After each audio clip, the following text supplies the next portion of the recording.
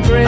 You get out what you put in. You get out what you put in. Never gonna lose, never gonna win. As long as you're happy, you're always gonna grin. You get out what you put in. You get out what you put in. You get out what you put in. It's Francesca. Oh my goodness, I am so pleased to see you. How are you? I'm a bit stressed, I'm not gonna lie. Well, look, let's let everybody into the secret. Okay, so the secret is you had a meeting and you said, I'm going to be way over 12:30, but I'll still come. And so I've got a little contingency to talk about stuff and things like that. But you made it in time. We had a quick chat. I made it. So the last time I spoke to you, you were Francesca McClory, and I spent years learning how to say your surname. Where's she gone? Where's Francesca McClory? Out with the old, in with the new.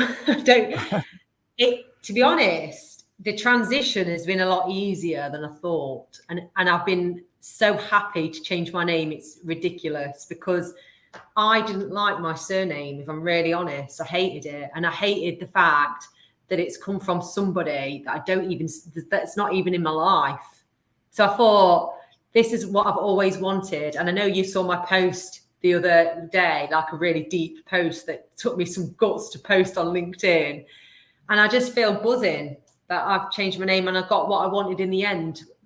With a man that I love, and he's like someone part of me, and two, my business is, doing great. Yeah. And all of this, I've been following you for absolutely ages, and I'm sure a lot of other people have been as well. Before we go into anything, first of all, tell everybody, just in case people don't know, who is Francesca McClory? Who am I? I'm a nutter. No, you're not. I feel like, who am I? That's a good question. How do I say who I am in a nutshell? I feel like I'm a woman on a mission. That's who I am.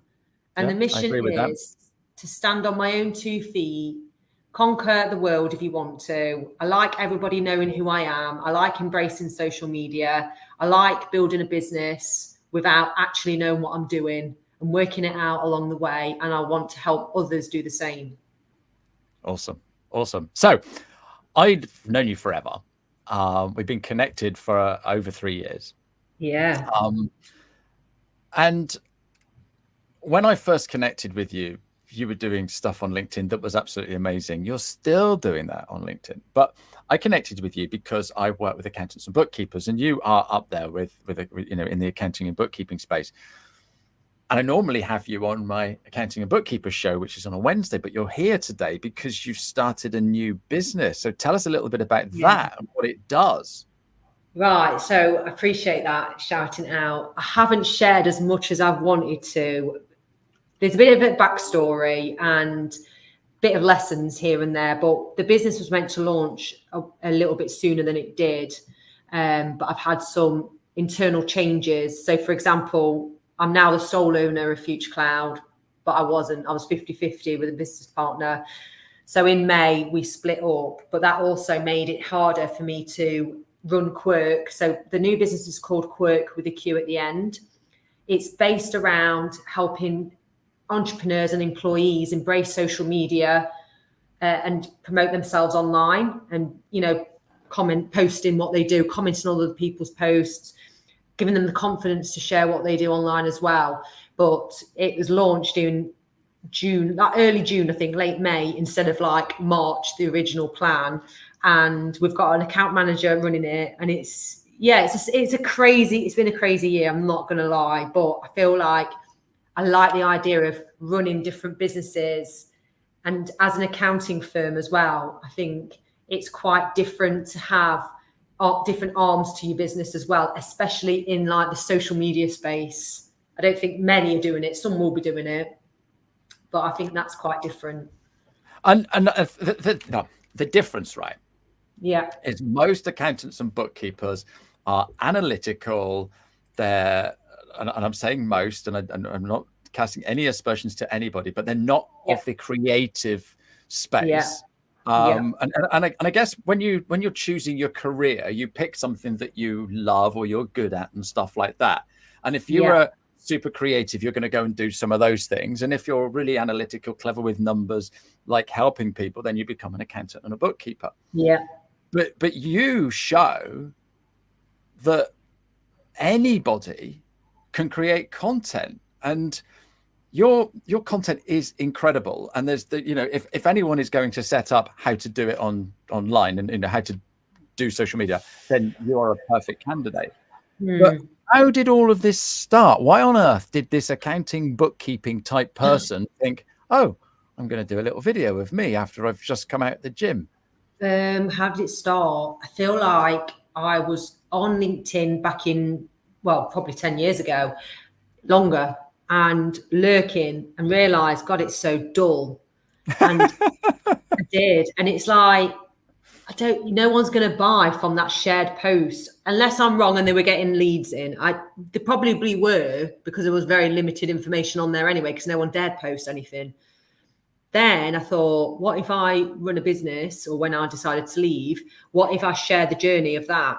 And that is literally it. And I was literally shaking in the car when I did my first video to say I've gone self-employed, or the first announcement video, and actually got quite a lot of likes, probably 50, which now is not a lot from what my post can get.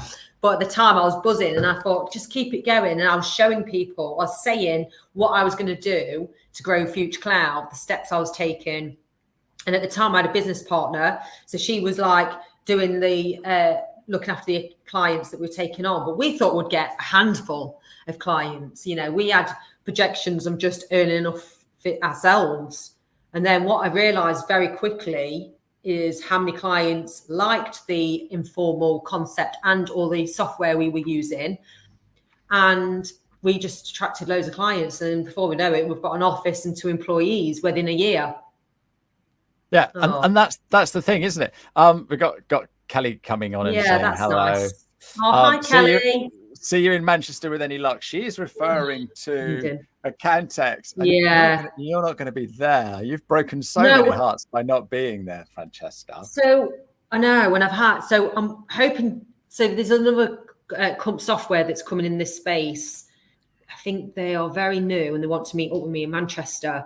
And I have toyed with the idea of going, but go at lunchtime and then leave at 3. And I just think it's just, I don't know what with this one, with what I'm doing, just because I've had a lot going on behind the scenes. You're not there. That it impacts. It's a good day out though. I'm not disputing that. And I normally speak at these events. Obviously we had this conversation as well, but I don't know. I still don't know if I'm going. I'm going to leave it till last minute. And that isn't like me. So for us Southerners that live down in Devon and Manchester's right up north, I need a passport to come up. How far do you live from Manchester? It will take me about 2.5, 3 hours to get there. Oh, it's quite a trek then. It's a trek. Depending on the time of day. I'd have to probably get the train over, and that I don't mind the train because I can work. That's fine. Yeah. But it's still a trek about 2.5 hours, 3 hours, depending on what time you go. Okay, so you started unlurking, showing up on LinkedIn, doing content, and like you said, you just told us what you were doing. So if anybody wants to learn how to run a business, they just need to trawl through every single video that you've made, and there you go. I'd love someone to do that. I would love someone to do that, right? Because what I did quickly and I learned, and this is some advice for anybody, is 2020, I started writing my posts in my notepad, in my note files on my phone. This is true. From 2020, I've got 80% of my posts stored in my phone, because then I can repurpose some of these, or I write inspiration. So during a day, I'll go, I need to write that. I write a hook line or something, and I think that'll be a good post. I don't know if people do this already, and that's a good tip. And I definitely think you should do that. And I wish I started in 2019. But if someone dares go back through all my posts of 2019, comment on an old video and watch them, because I'm so different to how I show up online now to what I was then. I was rubbish then. No. You're rubbish in your own mind. I know. Because you had 50 likes on that very first video. Yeah, I did. There's 50 people that like it. And I think the trouble is, Francesca, when we're putting out content, You and I have done so much, it really doesn't matter if we have a post that bombs. But if you've only done No. 2 or 3 posts and you do a post and it bombs, it's like, that's mortifying. And the thing is, it's just keep doing it. So what advice have you got for people just to keep doing it? Because consistency is the key, isn't it? Yeah. My only advice is, do you like your own posts? That should be enough. And you have to remind yourself, will this inspire one person? And what I say by that is, you can put a post on that's going to give someone value for free. Oh, share something relatable that will give someone a feeling, so they can go, oh, I went to the cinema as well. I go to see that, or I do that with my kids. And it's simple as that. So if you like your own post, and write how you sound as well, don't be afraid to do that, because I remember doing that right at the beginning, because that came natural to me. I thought, why wouldn't you write as you speak? Yeah, that's how it's not rocket science, is it? And I think that was my secret. People don't like themselves. They worry. Their self-confidence, their self-belief and confidence isn't there. So you have to work on that at the same time. Otherwise, you're going to struggle. Okay. Yeah. Does that make sense? No, it does. I'm just thinking. I'm just processing what you're saying. They don't like themselves. Yeah. I don't think it's not a case of liking themselves. I think it's they don't feel that they're worthy enough to do certain things. Because when I'm doing my training, a lot of people say, well, I don't think I'm good enough to be writing stuff. It's only influencers like Francesca should be doing it. And I'm like, no, we've all got to start somewhere. That very first post that you wrote, and whether you can remember it or not, but you can remember the feeling, I'm sure. Were you shaking? You were shaking in your shoes. I was really nervous, and it's almost like I was just being brave. It is a little bit like a performance. So, for example, with you, Ashley, your background is performing, and I did drama up until a point at school, but I never did it for GCSE or anything. But I have been in that environment where I'd go on stage and try and do the lead part, even though deep down I was scared to do it. So I obviously like putting myself out there in a way, but doesn't mean I don't have those scared feelings. So I think I've reframed it to give things a go. I keep telling myself, you want to do that. You want to do that role. You want to push yourself forward. And what's the worst that's going to happen if I do a post and it does bomb? Yeah. Doesn't matter. Nothing. I spin that around, Francesca. I say, what's the best that can happen? Exactly. Because I don't know about you. You may be able to trace back certain posts that have done certain things. But in my training, I share a post that got me my first ever speaking gig. But that first ever speaking gig got me another one, which got me another one, which got me another one. Hold on there. If I did a post in the beginning and it got me a speaking gig, I'd say, piss off. I ain't doing that initially. But deep down, oh my God, am I allowed to swear? Well, look, hey, Francesca, I think the biggest thing that we love about you, right? The biggest thing that we love about you is you are 100% authentic. And we've had discussions on stage about you not wearing any makeup.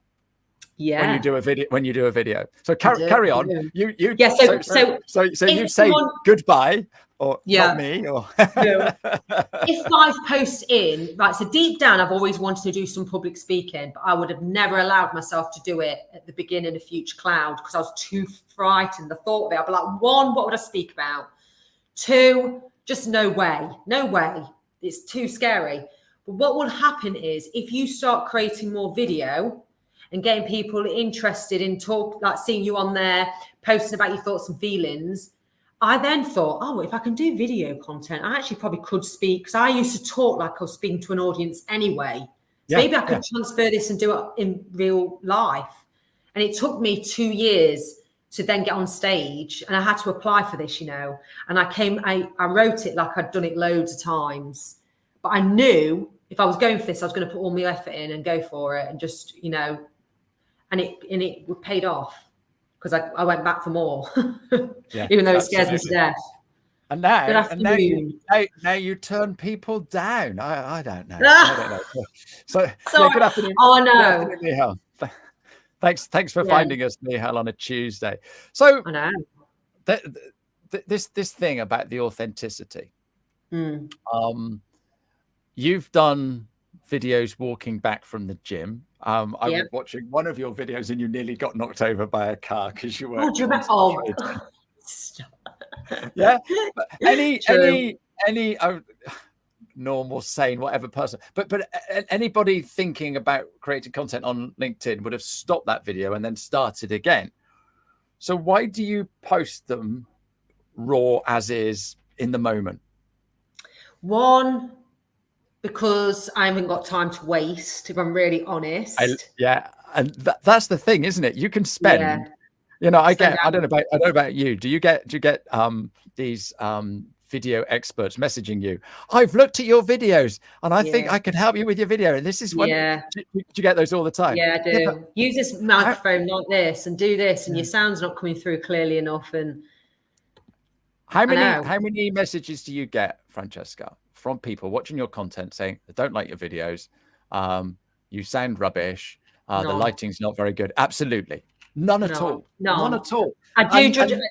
I know I am hard on. I'm going to be honest, like, to any females as well. I know it can be for males, but I am hard on myself. Like, I don't sometimes watch a video back and I think, God, what do I look like? Can't believe I said that. But then I have to just like block it out, post it anyway, and then just get on with my day and move on to the next. Because I move on very quickly, even though things sometimes annoy myself sometimes, but I have to just move on and then learn and adapt quick. Yeah, and that is the thing, isn't it? It's just getting it out there.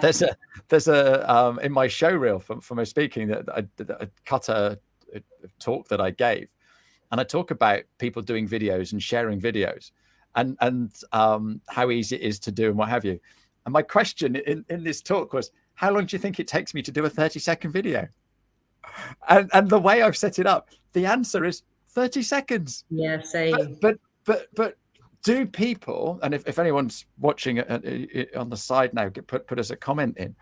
Do people really care whether it's perfect lighting, filmed with the best camera, filmed at the best angle? You know, it's all scripted. Some will care because they judge. So as soon as you stop judging others less, because we all judge people, as soon as you go, oh, fair play to them, you'll do the steps it takes to not be so perfect. I think it comes from a place that because you judge others, you're going to judge yourself, and then you're never going to do it. So people watching this might be thinking, well, you must be experts then if you can do it in 30 seconds because it takes me 100 attempts. But does it really need to? And that's what you need to ask yourself, because you're thinking if you see a person stutter, you're going to be like, look, rather than going fair play, they're still doing it. Do you think that's an element of it, the judgmental bit? I do. And these conversations are brilliant. You should be here every single week. I'm not one to judge. And you can tell that by the rubbish of the stuff that I put out. Because that's the thing, isn't it? We don't some people want their videos to be as good as a Spielberg movie. Yeah. But I think people prefer what you and I are putting out. Bit of a wobbly camera. Lighting's not perfect, but it's in the moment. We can see that it's real and we can see the authenticity shining through. Yeah, I know. I do weekly videos. I don't know if you've seen them. They're on Tuesday. There's one on my page now. My LinkedIn profile at 12 went up, and I've got someone in-house editing the video, like just to make it clear with some words on it and cut it shorter, because they're more structured than I've ever done before. And I've got to a place where I enjoy doing that, because when I do the video, send it to Abby, she'll do the editing, and then we cut it down and this, that, the other, which I think is great. But I also think start somewhere first, start a bit raw and a bit, because if you can do your raw videos, you can do polished videos a little bit better, because you'll be too scared to do polished videos because you haven't done the raw ones first. I think start with doing, and even if you do a video and never share it, just do it for you. This is one of the things I do when I'm working with clients is say, look, I want you just to send me a video every day. Yeah. And it really doesn't matter what you talk about. Just tell me what you've done today. Tell me what you're doing tonight. Tell me what you're doing tomorrow. Yeah. And it's just getting into the habit of talking to that green dot on the top of your computer or your your phone or And whatever looking it at is. yourself, look at yourself without judgment. Like that's a challenge, because when you do a video, you're looking at yourself, and that is really uncomfortable. I get that. But what's more uncomfortable for me is someone filming me and getting me to talk, so I can't see myself now. I find that really difficult. But that's because I'm so used to being in control and doing my own video. I was just going to say, that's a trust thing, isn't it? You've got to trust that Abby is framing you perfectly. And I think if you've got someone filming you, I think it's easier. I don't know. I go all sharp. You're not worried. Oh no, I prefer it, because the thing is, when you're watching yourself, and the thing is, your screen's like this, and you're looking at yourself halfway down the screen. You're not looking at the camera, are you? Yeah, no. Another thing. It's interesting, isn't it? But the thing is, right, so when you first started doing video, you'd literally just started your business. You were bootstrapped. You had to watch every penny. So the only way you could do a video is do it yourself and hand hold it and stuff. Yeah, didn't pay for any. I've now seen you using a decent mic. So I want you to tell us what that is. And now you've got somebody doing your video editing. So we can get there. It doesn't matter when we get there, but that's how we want it to be. A mutual friend of ours, Samantha Mitchum, she was at Accountex this year, being followed around by a cameraman. Oh, I've done that. It's great. It's great. You've got that takes some bloody guts, that does. I got my first talk at Accountex, my own solo talk, filmed.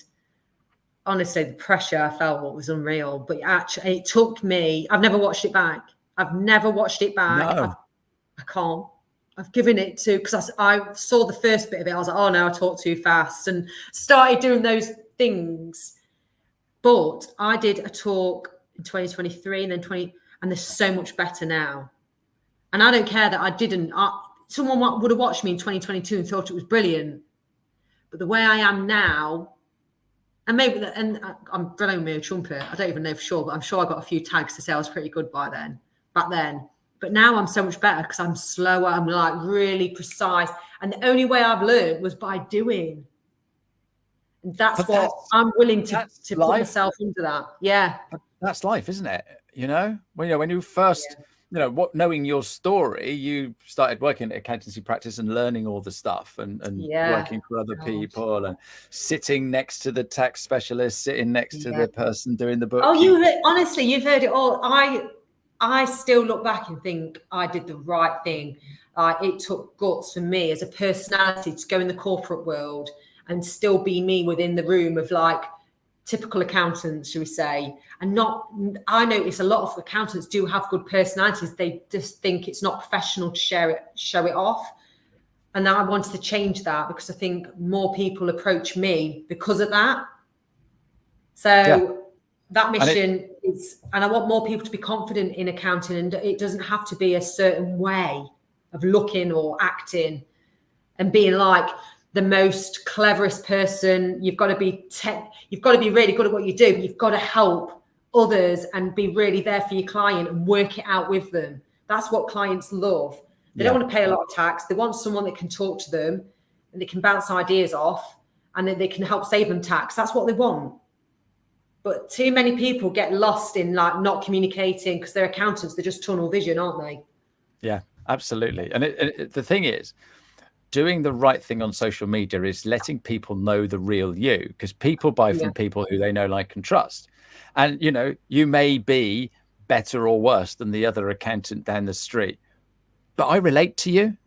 Yeah. I've been watching your story. I know all about you. I know that these things light you up. I know that these things annoy you. And, there's so many things that we've got in common.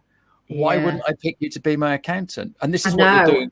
This is what you're doing with Quirk, is you're helping other businesses to share what they do. The guy that sells chairs, the guy that fixes pianos, the lady that does your hair, all these types of legal businesses. people. I will work with other accountancy firms through Quirk for sure, because I want more accountancy firms. The more people are putting themselves on social media, the more accountants work together, accountancy businesses, the more they price similar, the better for the community, the better for everybody all around, rather than going for a cheap accountant down the road that won't do as good a job because they're just raking the money in cheap, so they won't put the value's not there. The more that can be like what I'm sharing and social media and what we're building behind the scenes, the better, I think. So in your work as Quirk, I like that. In your work as Quirk, there you go. Yeah. There's a tagline. What sort of problems and issues are common for some of the people that you're working with? What's common? So they want accountability. They want to be told that it's okay to write that. They can't write posts for toffee. They will write. I'll say this to Kaz as well. So Kaz is our employee, and I've had to train her how to write socially rather than like a blog or rather than like a novel. Yep. And if I'm showing, I can show others, and it's just a few tweaks. You've got to excite people. You need to entice them in. You're not going to entice them in on the vanilla. So the struggles there where people are scared to kind of change. Well, it won't sound like me. Well, you have to learn writing. You can be more creative with, and it will sound like you because you're going to be telling us, but we're going to show you how to like make it more visible and readable online. It's so much different to reading a blog. People forget that social media isn't just for blog writing. You put a link for that to your blog. So that's what we're doing. Okay. And what about video? You know, someone's watching this now and they're sort of like, yeah, that's all right, you putting video out, but I know. I'm scared of the camera. What advice have you got for them, Francesca? Exactly what I said earlier about building their confidence with it and getting them to practice on a camera like you've probably done as well, to be honest, and giving them some confidence in what to talk about. And again, they just need that handhold. I'll help you, and that's all it is, to help them build onto what to say on a camera, because that's the way the world's going. The way the world's going, influencers and people online are going to be your celebrities. I don't know. Younger kids don't really know what's going on in EastEnders and Coronation Street, and because they're watching YouTubers with their real life stories and reality TV and TikToks that are you can buy your bloody whole outfit off TikTok nowadays. So with that in mind, think that you've got to be showing yourself as a person, because people buy from people, and then your brand content is your backup plan with that, because you want people to watch your brand, but the brand's not going to be your sales. Your person on front of it is, and your employees can be your sales as well. What are the biggest questions that you get from people that sort of like, I'm doing Instagram or I'm doing TikTok or something, but LinkedIn, that's just for getting a job? What sort of excuses do you hear for LinkedIn, Francesca? They don't know how to use it. They say it doesn't look right. They don't know how to use it. They do. They just don't like the look of it. It looks different. It's more formal looking. It's more structured. A lot more words on there, isn't there? And I say straight away, that's why you should be different then. Yeah. Do similar to what you do on Instagram and post it to LinkedIn to see what happens. So I think the audience is hard, because on LinkedIn, I find not a lot of them have LinkedIn or Instagram or TikTok on LinkedIn. Yeah, interesting. Yeah, I totally agree. Yeah, you agree. And I'm like, oh God, if you're not got those just as an already holder for now, then I find the ones on TikTok don't usually have a LinkedIn. So actually, maybe we should be hanging out on TikTok to get them over to LinkedIn. Well, so I tried that. And it's totally different content. And I just thought, it is. Why am I wasting my time on other platforms when I absolutely adore LinkedIn? Do you use other platforms, Francesca? I use other platforms, but I like LinkedIn a lot. So Instagram, I do a lot of stories. I do my posts. I work with Steve, my husband. Your hubby. So reading your post yesterday or the day before, I can't remember which one it was. You never thought that would happen, did you? It's a beautiful story. I genuinely believed. So I was 33 when I was supposed to get married, and I remember I was really upset, like heartbroken, because I was probably not because he was my forever after. I realised he wasn't. I just think I felt humiliated, and like everyone knew me locally. I did a lot on Twitter at that time and Facebook, and he shared a few things about countdown to the wedding. So a few people had bought into the idea that we were getting married soon. And when it didn't happen, I was just so humiliated. But it's obviously been the best. And you do have I did have a moment for a long time that actually it's probably never going to happen for me. And I really, because I was bothered about my age and looking at it, oh, I'm too old now, I'm too old. And that's so bad. Never too old.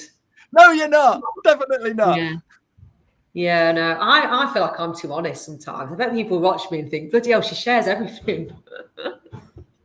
But the thing is, then I do though. You never worry about what you share, because if some people don't share everything, then it's like, oh, have I said this before? Have I said? Do you know what I mean? And so, Yeah. and I think that's why we love you, Francesca. Is That's you're, really like I said, 100% authentic. It's not just me. Everybody that you bump into, all of your followers on your social media. Well, let me just warn people as well. You will, if you've not posted before, and you might sound a little bit different, which is a good thing, you will get people who know you. Probably you won't like that because they'll be like sniggering about it. This does happen, and you will get unfriended and unfollowed. And I think that's a good thing. So anyone that's worried about that, please still do it and see who's there for you, because not many will be.